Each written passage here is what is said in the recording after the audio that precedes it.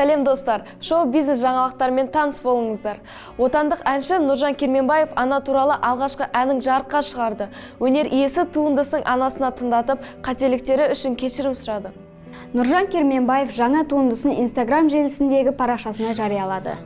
Сіздің алдыңыздан өтіп кешірім сұрағанды жөн көріп тұрмын. Балалығыммен, шалалығыммен жасаған қателіктерім үшін сізден кешірім сұраймын, дейді өнер иесі. Ал эстрада жұлдызының анасы құлаққаппен оның әнін тыңдап, көзіне жас алады. Ол өзінен кешірім сұраған ұлының бетін сүйеді. Мұны көрген көпшілік әншіге түрлі пікір жазып қалдырды. Аналарымыз аман болсын. Ана жүрегі баласын әрқашан кешіреді ғой.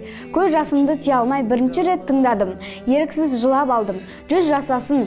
Анаңызға қандай күшті сый. Жасы ұзақ болсын, деді олар.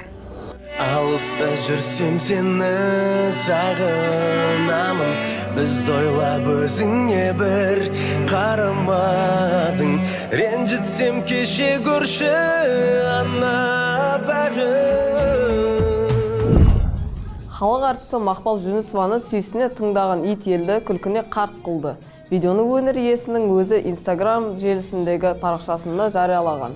Өлек кадрларында Мәуірек атты иттің Мақпал Жүнісоваға сүйсіне қараған байқауға болады.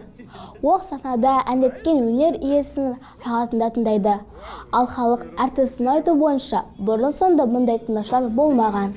Мұндай тыңдарманды алғаш рет көріп тұрмын. Видеоңызға рахмет, деп жазды әнші. Бейнежазба желі оқырмандарының арасында бірдей қаралым жинаған. Мәуірек Мақпал Жүнісованы қарап отыр. Ой жаным сол, саған ұнай ма?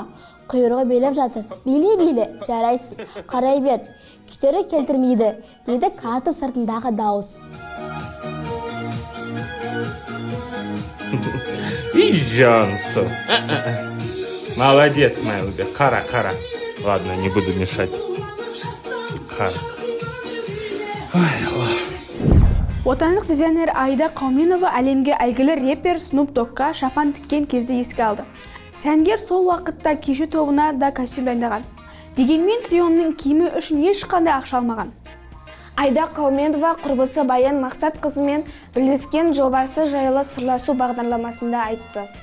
Біз Баян Алагөзовамен бірге әлемдегі ең әйгілі репер Snoop Doggқа шапан бас киім тіктік. Одан бөлек кеші тобына да киімдер тіктім. Баянға 50% жеңілдікпен жасап бердім. Тура жаңа жыл уақыт еді.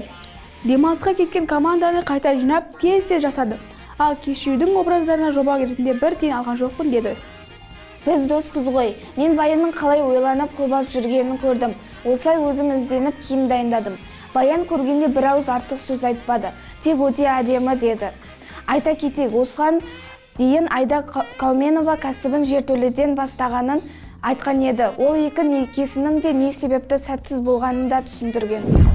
Отандық танымал кинопродюсер, актер Нұрлан Қоянбаев желіде отандық хоккей және велокомандаларды сынап желіде жазба жариялады. Өнер иесі аталған спорт түрлеріне бюджеттен қыруар қаржы бөлігінен ешқандай нәтиже жоқ екенін алға тартты. Нұрлан Қоянбаев Инстаграмдағы парақшасында азулы жазба жариялап, наразылығын білдірді. Ол мемлекет бюджетінен миллиардтап ақша алып жатқан хоккей клубының ойындары нәтижесі екенін айтты. Оған қоса, өнер иесі Астана велокомандасына да сынға алды. Команда нәтиже көрсетпейді. Көрші елдің чемпионатында соңғы орында жүр.